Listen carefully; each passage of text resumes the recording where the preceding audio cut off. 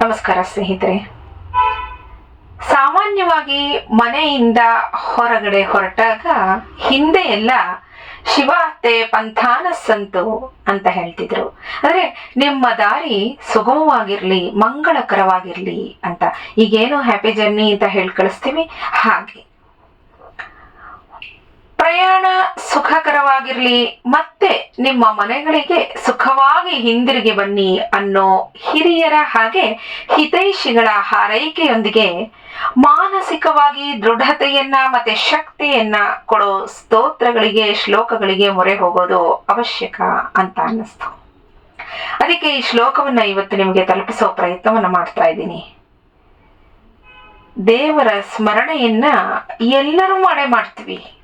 ಎಲ್ಲಿಗಾರು ಹೊರಟಿದ ತಕ್ಷಣ ದೇವರ ಸ್ಮರಣೆಯೊಂದಿಗೆ ಹೊರಡೋದು, ಅದರೊಂದಿಗೆ ಕೆಲವು ರಾಜರ ಸ್ಮರಣೆ ಮಾಡಬೇಕು. ಈ ರಾಜರುಗಳು ಚಾಲನೆಯಲ್ಲಿ ನೈಪುಣ್ಯತೆಯನ್ನ ಹೊಂದಿದ್ರು. ಕರಾರುವಕ್ಕಾಗಿ ಹೇಳಿದ ಸಮಯಕ್ಕೆ ಸರಿಯಾಗಿ ಆ ಸ್ಥಳವನ್ನ ತಲುಪುತ್ತಿದ್ದರು.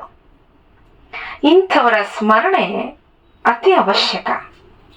ಇವರುಗಳ ಸ್ಮರಣೆ ಮಾಡಿದ್ರೆ ನಮ್ಮಲ್ಲಿ ಹೆಚ್ಚಿನ ಬಲ, ಆತ್ಮವಿಶ್ವಾಸ, ಸಹನಶೀಲತೆ, ಸಮಯ ಪ್ರಜ್ಞೆ, ಚತುರತೆ ಚಾಲಕನಿಗೆ ಹಾಗೆ ಪ್ರಯಾಣಿಕರಿಗೆ ದೊರಕತ್ತೆ. ಹಾಗಾದ್ರೆ ಯಾರು ಆ ಮಹಾ ವ್ಯಕ್ತಿಗಳು? ಯಾರು ಆ ಕುಶಲತೆಯನ್ನ ಮತ್ತೆ ಬಲವನ್ನ ಹೊಂದಿದ್ದಂಥ ವ್ಯಕ್ತಿಗಳು? ಯಾರು ಆ ಬಲ ಸಂಪನ್ನರು? ಅಂದ್ರೆ ವೈನ್ಯಂ ಪೃಥುಂ ಹಯಹಯಮರ್ಜುನಂಚ ಶಾಕುಂತಲೇಯಂ ಭರತನ್ನಲಂಚ ಏತಾನ್ ನೃಪಾನ್ಯಃ ಸ್ಮರತಿ ಪ್ರಯಾಣೇ ತಸ್ಯಾರ್ಥ ಸಿದ್ಧಿ ಪುನರಾಗಮಶ್ಚ. ಯಾರ್ಯಾರು? ವೈನತೆಯ, ಗರುಡ. ಇವನು ಎಷ್ಟು ದೂರವಾದರೂ ಪರವಾಗಿಲ್ಲ, ಇಷ್ಟು ಬಲ ಸಂಪತ್ತು ನನಗಿದೆ ಅನ್ನೋ ಆತ್ಮವಿಶ್ವಾಸದಿಂದ ಹೊರಡ್ತಾ ಇದ್ದ. ಎಲ್ಲರಿಗೂ ಗೊತ್ತಿರೋ ಹಾಗೆ ಮಹಾವಿಷ್ಣುವಿನ ವಾಹನ ಅಲ್ವಾ ಅವನು. ಹಾಗೆ ಪೃಥು ಮಹಾರಾಜ, ಅವನಿಂದಲೇ ಪೃಥ್ವಿ ಅಂತ ಆದದ್ದು. ಮಹಾಪರಾಕ್ರಮಿ ಇವನು.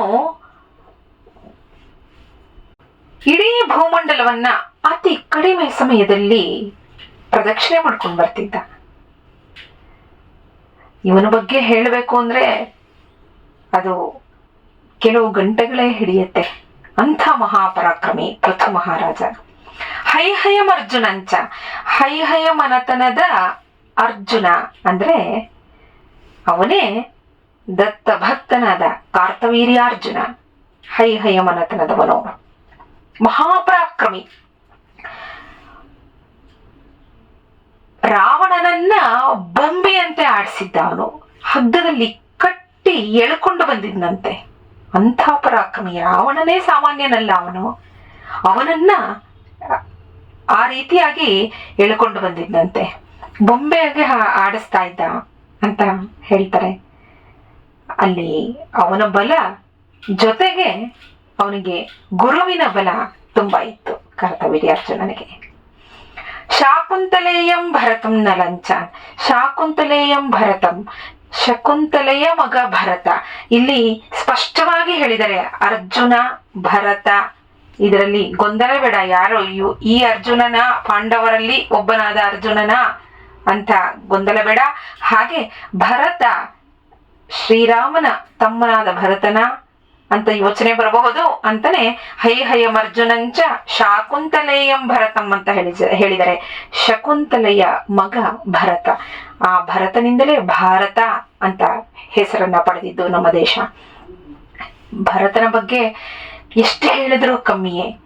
ಅದಕ್ಕೆ ಒಬ್ರು ಕವಿ ಹೇಳ್ತಾರೆ, ಸಿಂಹ ನೊಡನಾಡುತ್ತ ಹಲ್ಲುಗಳ ನೆನೆಸಿದವ ಹಾಲ್ಗಲ್ಲ ಹಸುಳೆಯವ ನಮ್ಮ ಭರತ ಅಂತ. ತುಂಬಾ ಪುಟ್ಟ ಮಗು, ಇನ್ನು ಹಲ್ಲುಗಳು ಇದ್ದಾಗ್ಲೇನೆ ಸಿಂಹದ ಜೊತೆ ಆಟ ಆಡ್ತಿದ್ನಂತೆ. ಅಂಥ ಪರಾಕ್ರಮಿ, ಅಷ್ಟು ಶಕ್ತಿವಂತ, ಅಷ್ಟು ಧೈರ್ಯವಂತ ನಮ್ಮ ಭರತ.